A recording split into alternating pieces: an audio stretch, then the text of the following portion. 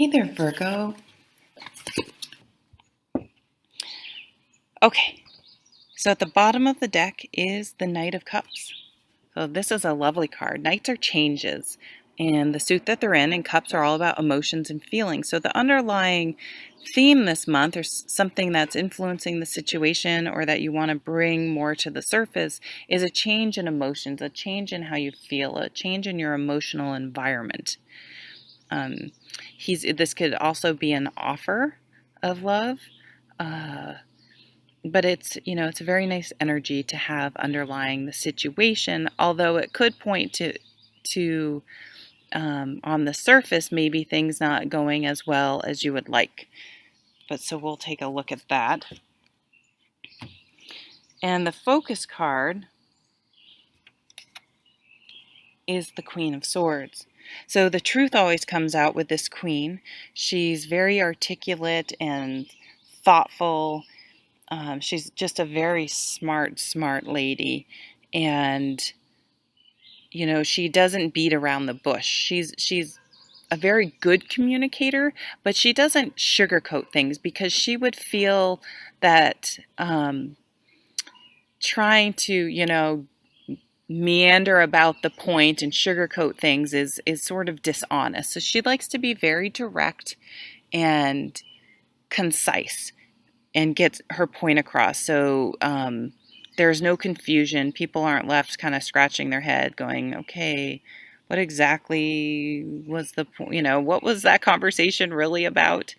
So you're going to be feeling very communicative and straightforward about things this month. Okay, so work. Interesting. We have the Sun. Beautiful card.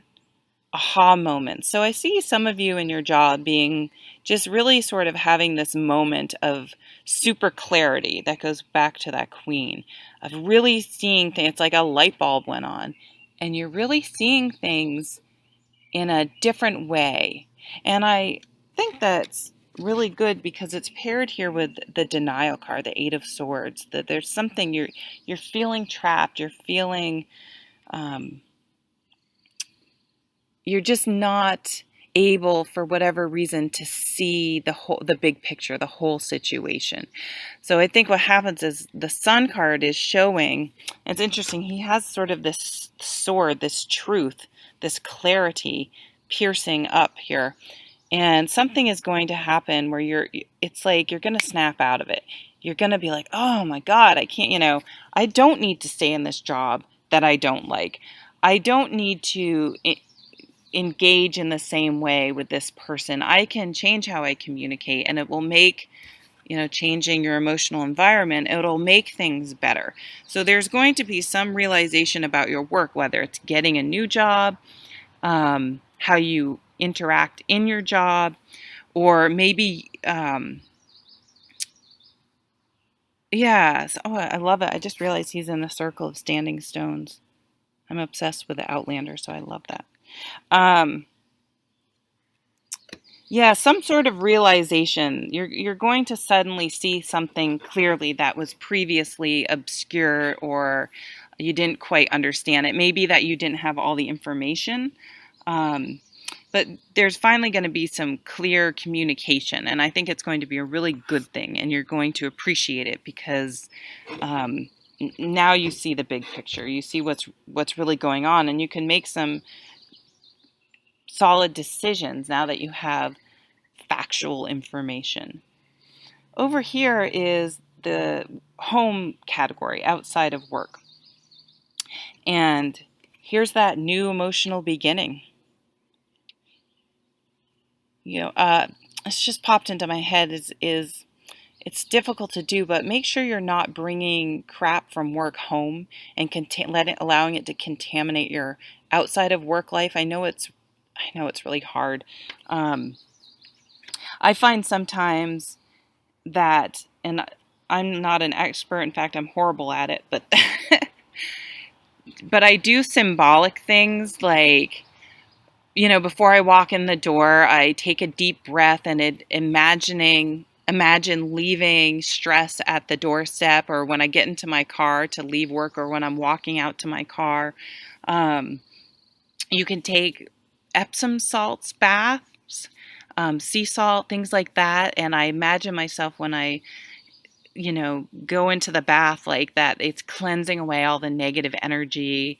So that new beginning and how you're feeling is because of some change in your thoughts and how you're communicating, which goes back to that Queen of Swords. Maybe you're communicating how you feel. This has come up now for I think the third sign.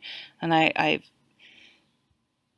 I'm a true believer that you sometimes have to have, I'm reading this a little bit like relationship. We do have some relationship cards, but that's what came to me, is that sometimes you have to have those tough conversations with people in your world, and run the risk of running the risk of damaging or losing the relationship. But it wasn't authentic, and it wasn't going to be a solid, mutually beneficial conversation if you didn't communicate. But I feel like communicating things, you're going to have that Queen of Swords energy to really communicate constructively, that it's actually going to bring about change and new beginnings. So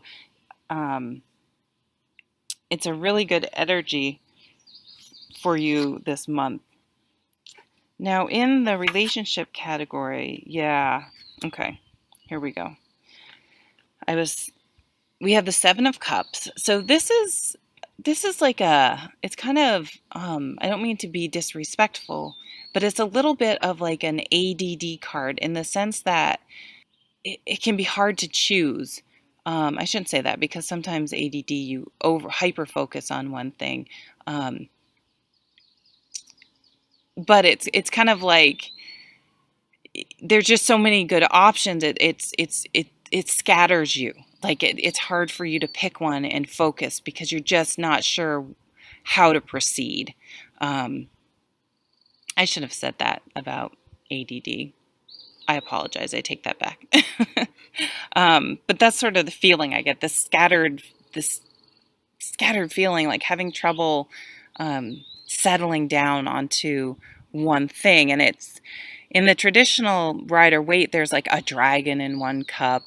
There's, I think, a man in one cup. And, all these, it's like you have a lot of things on your mind. And so in the relationship category, it's kind of like you're not really focused on the relationship. There's maybe a lot else going on. And so your energies are scattered. And also with the Knight of Cups on the table, it's like you don't know how to make things better. You don't know which path to choose that might make things better. And I think you're afraid, again, to communicate, because it may end up ruining the relationship if you have the audacity to speak up. So, I mean, if you don't have the tough conversations, are you ever going to truly be happy? And if you aren't ever going to be truly happy, do you want to stay in that relationship? Now, the Five of Swords is also a card about compromise sometimes, which is so difficult. I'm terrible at this. But sometimes if you are able to really have that, and again, you have that constructive communication energy going with you. So if you can see that your end goal is the same, but you can be somewhat flexible in the path you take, it's like Google Maps or whatever MapQuest. Okay, you want to get to Boston. Here are 3 different routes. You may want to take the direct route. Your partner or someone else that you have to deal with may want to take the non-interstate, more scenic route. And then there's usually a third option. So maybe be open to alternate routes, but don't shy away from the conversation. And it may just, you may hit detours. It just may not work. But you guys I have to go there, I feel. The Fool. I love the Fool. and the Nine of Swords. Yeah, so you're worrying, you're stressing about things. You have insomnia. It's like you're just going over. Each category here has a sword. So you've been going and churning over these things over and over again in your mind. And then you have this Queen of, it's like you don't want to feel that way anymore. Because, our thoughts can really affect our feelings. And then the Queen's here saying, enough. She cuts away all the bullshit. She just is like, okay, we're done with this. We're moving forward. We're getting really clear about what we want. And the Fool card to me is all about getting rid of baggage, releasing unnecessary clutter, and just taking a risk. I think taking a risk on yourself too. I think a lot of people may stay in relationships or any sort of situation, whether it's work. If you're living with a roommate that just isn't a good fit, they sort of stay trapped, especially like in relationships, because they're afraid of being alone, or they're afraid they won't find someone else. It's like, you're worth it. You will find someone that is a good match for you. But it has to take patience, and you have to run the risk of that. Maybe will be alone for a while, but being alone is, to me, preferable to being in a negative situation that can permeate all areas of your life, and really decrease the quality of your life. I work on oncology, and we talk a lot about quality of life and cancer treatment, because it's a really big thing. And if being around some negativity can really decrease that, and we don't know how long we have, so you want to make sure the life you're living is quality and positive and upbeat as you possibly can make it in the circumstances that you're in. So the Fool really encourages you to break free. You have this Eight of Swords, the Five of Swords, and the Nine of Swords. Really the only other negative sword card you don't have is the Three of Swords. So find a way to release those thoughts and change things. And you do have the Sun card and the Ace of Cups. So the Fool's another new beginning card. So dare yourself to take a chance to break free, or just give your permission to let negative thinking go. Like literally do some sort of ritual to release, and not just think, oh, I'm over that old boyfriend, or I'm over that situation, but you find yourself up at night churning it around in your mind, and say, I am letting that go.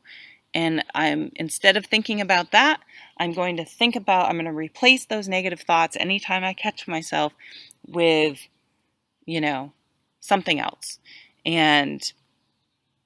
Or I'm going to write it down in my journal. I'm going to shut the journal, and it's done.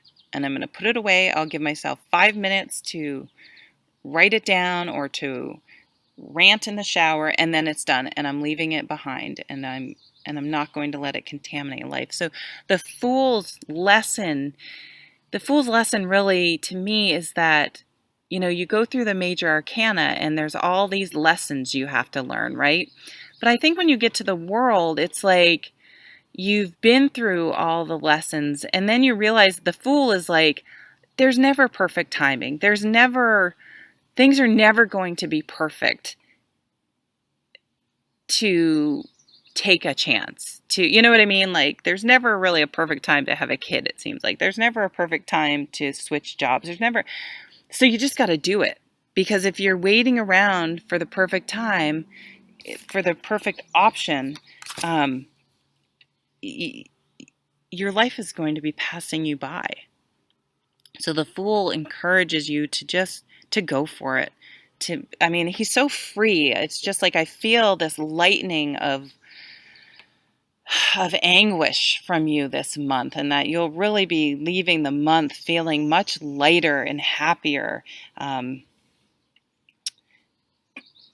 in all areas, and it will affect all areas of your life. It's like you're going to make this decision to leave negativity behind and choose fresh starts and happiness, and just taking things as they come and not overthinking and worrying uh, as a way to deal with things.